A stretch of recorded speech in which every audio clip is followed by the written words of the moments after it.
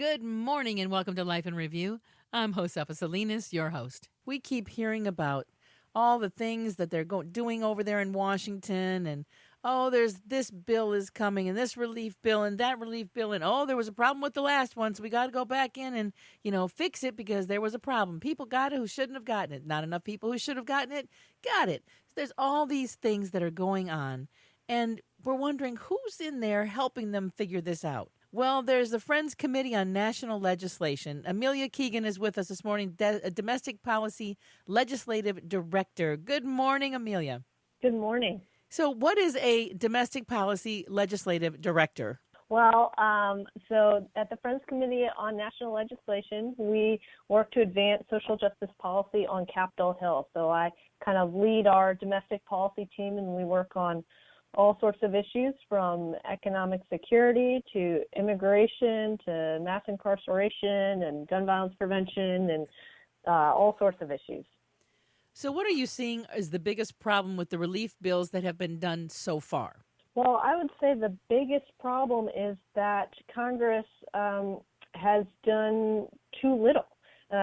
Certainly with 26 million people claiming unemployment, with the Congressional Budget Office projecting unemployment averaging 10% throughout 2021, we know that this economic downturn will be deep and it will be prolonged. And the legislation that Congress has passed so far has been fairly limited in focusing relief for the duration of this initial spike of the outbreak. But people are going to need assistance to help weather the duration of the economic recession. Now, we've heard a lot of talk about the money not going to the right places and companies that are publicly traded getting money when they maybe shouldn't have gotten it.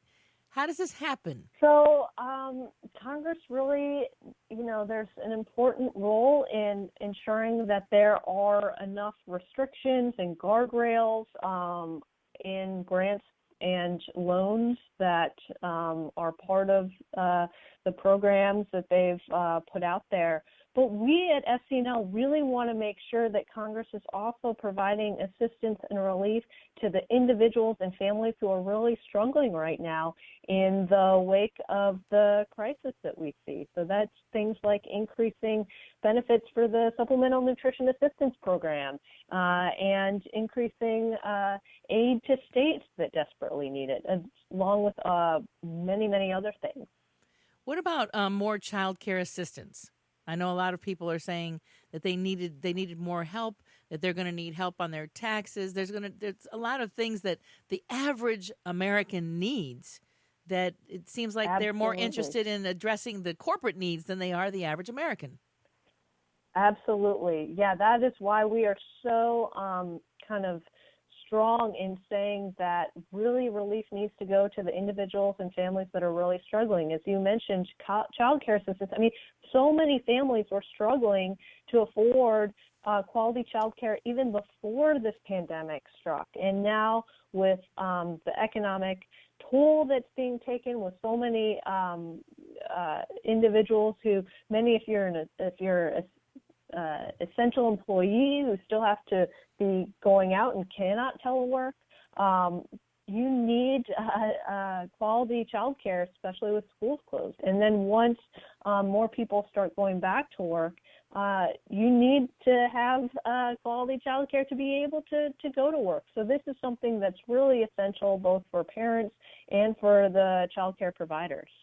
So how are we going to put something like that in place? Because I know they're here in California, they're revving up talking about opening things back up and getting people back to work, but the schools are not going to be going back. So you've got a lot of people that are sitting there saying, what the heck am I going to do? So how do we get that going fast enough?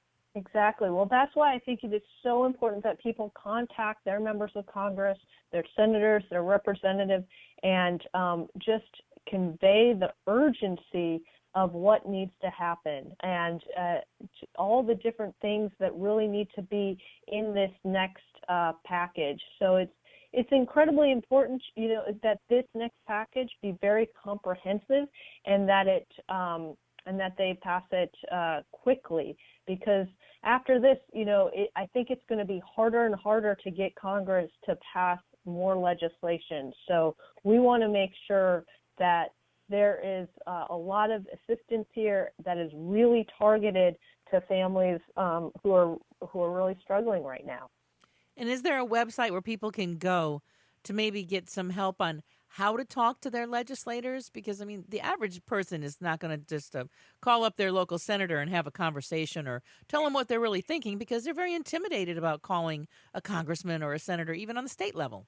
Yeah, absolutely. So our website, www.fcnl.org,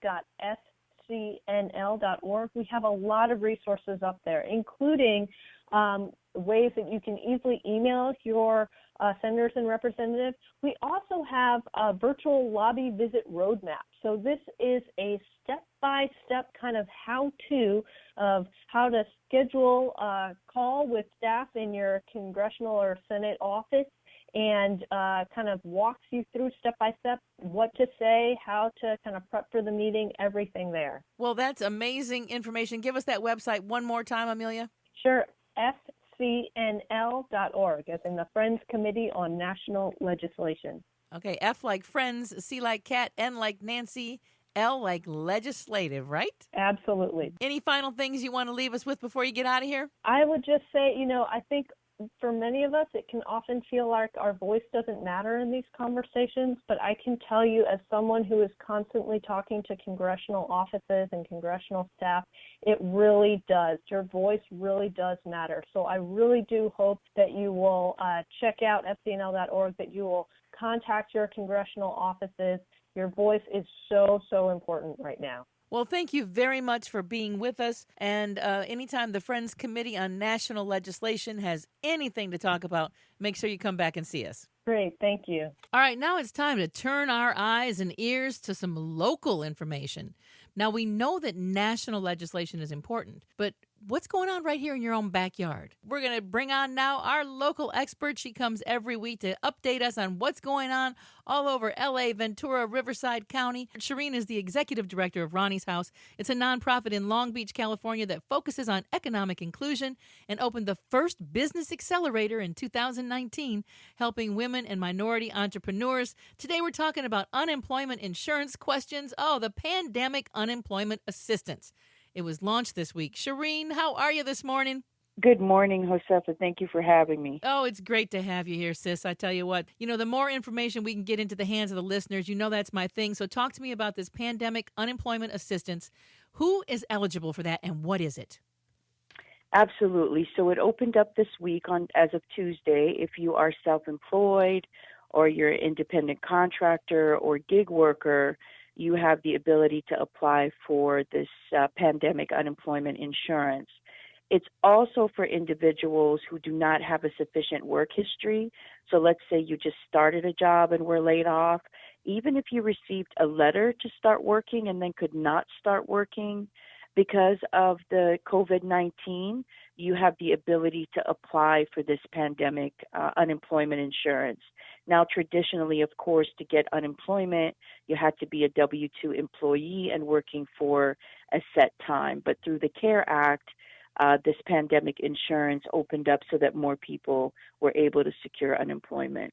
So what's the minimum amount they get, and is it retroactive back to when everything was shut down? Yeah, so the minimum amount is $167 a week, and it is retroactive. It'll go back to the time that you stop being employed or stop running your business.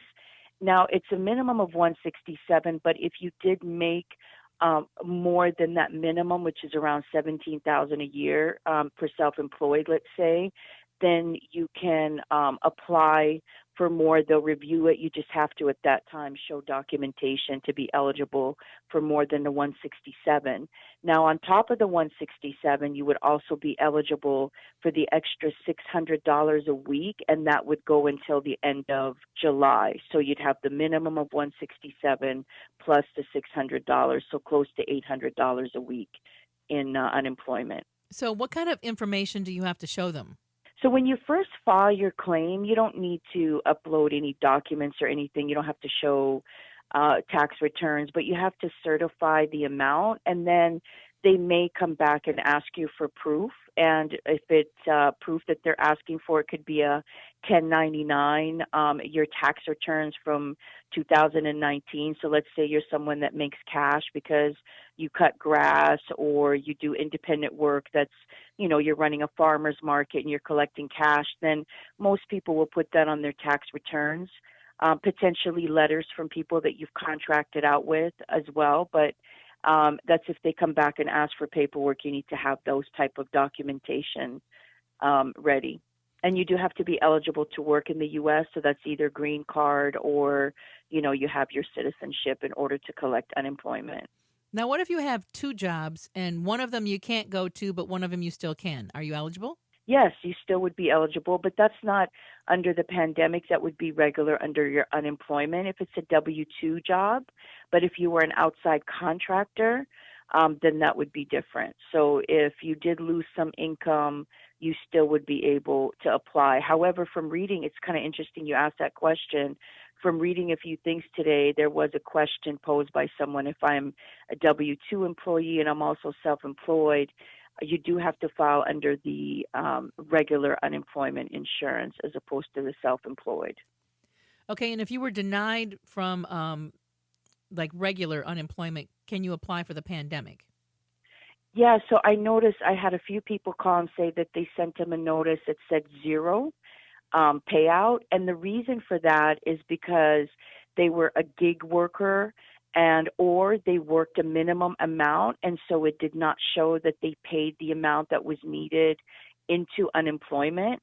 And so if you were one of the ones that was turned down and got a zero payout on that paperwork, this is the time for you now to apply for the pandemic insurance. I believe a while back you said that a couple of your son's friends went through that and they're gig workers, so I'm not sure if they were able to get that straightened out. They may want to look into the pandemic insurance. Okay, so this basically is for 1099 employees. Like I have my other job, I'm a 1099 employee for, so I could, even though I'm still doing radio work, I'm not doing the other job, so I could still apply for pandemic. Yes, and it's not just for 1099 and self-employed. It's also for individuals that don't have enough paid into the system, like you just started working a month before the COVID-19 and you were laid off, right? So you don't have the traditional amount of time paid into unemployment, but you can apply through the pandemic. Or maybe you received an offer letter to work and that didn't go through because of COVID-19, you can also apply for the pandemic insurance. Okay, great. And I know testing has been expanded. Who can now get tested? What's amazing is Los Angeles is the first city to make testing citywide for anyone, whether you have symptoms or not. And that's just an amazing step forward by the mayor and the team. So there's 34 testing stations around Los Angeles, and anyone now can get tested, whether you have symptoms or not around Los Angeles. Wonderful. And when you get tested, is it anonymously or do they have your name, social security number, address, all of that? No, it's definitely anonymous. Okay. Well, then how do you get your results? I guess the way you probably would get them from the doctor, they would contact you directly and give you your result. Oh, I guess I asked kind of a loaded question there. Of course, they're not going to put your, name up on a website or anything, but they probably would have to have your information just so that they could find you, right? Oh, I mean that way. Oh, no. Well, they have to, of course, collect your information. I apologize. I thought you meant in posting. But no, they would definitely need your information like you would get a regular test at a doctor so that they can notify you. Do you think that information is going to be used in any way against people later on? I can't answer that question because let's be real. When we go get life insurance now, they look into our medical history, okay? If someone gets in an accident of some kind, they can pull your medical history. And so I can't say yes or no, right? Because of all of the way things change. It's a hard question to answer. Yeah. And it's tough because it puts some people in positions where they don't want to go get tested because of those things. But unfortunately, it's where we're at right now, with this COVID-19. And so many people are asymptomatic, like we saw at Terminal Island recently. And so you don't know who has it or not and who you're interacting with, whether they're positive or negative. Right. I mean, I know that you have some information about Terminal Island and the number of people there that are infected and what's going on. You want to share that with us here before you get out of here? Absolutely. Nationally, there's a movement to stop the spread in prisons, detention centers, institutions. And Terminal Island decided to test all of their residents there, and there's about 1,080 men that live at Terminal Island Federal Prison in San Pedro, and over 500 tested positive, and 20 employees so far, and all the results are not in as of yet. And it is the largest outbreak in the entire country. And so it's very concerning. It's time for us to really take a look at how our prisons are housing people, how they're handling health, and for us to start taking action. And so Nanette Bering is the congresswoman for that area. If you have a loved one there or in any other prison, and you and I talked before about the politicians that we need to put pressure on, she is the one that's over that area. So call her, tweet her, Facebook her and tag her, and ask her to take action now and action in the future as to how it is we treat individuals that we put behind those walls and in detention centers. Because now those 20 employees that left could now have given it to other people. The visitors that came in could have passed it on. And so this is really a concerning pandemic that's going on. I was on the phone with Terminal Island yesterday, and the people that are actually inside, of course, are doing everything that they can within what they have, moving the people that are sick into tents outside, trying to spread it. But the federal prisons are the ones that are really not taking action in releasing elder people, people that are sick, ones that are low, security threats. They're not taking the same action that states are taking in prisons. And so we need pressure on those releases, and many of them have the ability to be released under the CARE Act. So when you contact your congressperson, you need to ask them both to take action to protect those inside and take action to start to release the ones that don't need to be there anymore. Right. And I know over at the Twin Towers Correctional Facility, they have 54 staff members tested positive, 15 inmates, and 1 death. And that was as of April 28th. Those were the numbers over there at Twin Towers, which is right downtown LA. So, I mean, very concerning. And Terminal Island has had 2 deaths, a 59-year-old and I believe a 78-year-old. This is really concerning times. Institutions, right, are seeing the largest because of the, no social distancing ability. And to be honest with you, many of the prisons, because I wrote many wardens across California, did not start passing out masks and taking action till later on. And that's just unacceptable. And so, look, this is shining a light on all of the inequity in our communities, both behind bars and out here. And I just pray that we take this time to push for change, because this will not be the last time we face this type of pandemic. It really won't be. Well, Shireen, I know on your website, LB United, you've got a lot of information about Long Beach, but you also have Riverside, Ventura, and LA counties information there, as well as there's somewhere where you can put in I think it's your zip code, and you'll be able to tell who your congressperson is, who your senator is, and all of that is on your website. Am I correct? Yes, and it is so important, Josefa. Your political leaders have got to be pushed. You have to ask them to help you make those calls for you. We definitely recruited 2 Congress members to step in as well to this Terminal Island situation and start making calls and taking action. So they will do it on your specific family member. So please, if you have a family member in any prison, anywhere, don't feel like you're alone and you're helpless. Get a hold of your congressperson and put them to work for you and your family. Okay, give them that phone number again where people can text to Certainly, get some information. 323-929-7283. Okay, repeat it one more time. 323-929-7283. And I know you or your staff get back to people usually within 24 hours. Thank you so much for always taking the time every week for coming and updating us, for the work that you're doing. And you're such a champion for all communities everywhere in Southern California. And, we just want to continue to send you blessings and thanks for the work that you're doing for us. And thank you for the work and for your voice, Josefa. And let's just all take care of each other, because we're in this one together. Don't go anywhere. We got more coming up right here.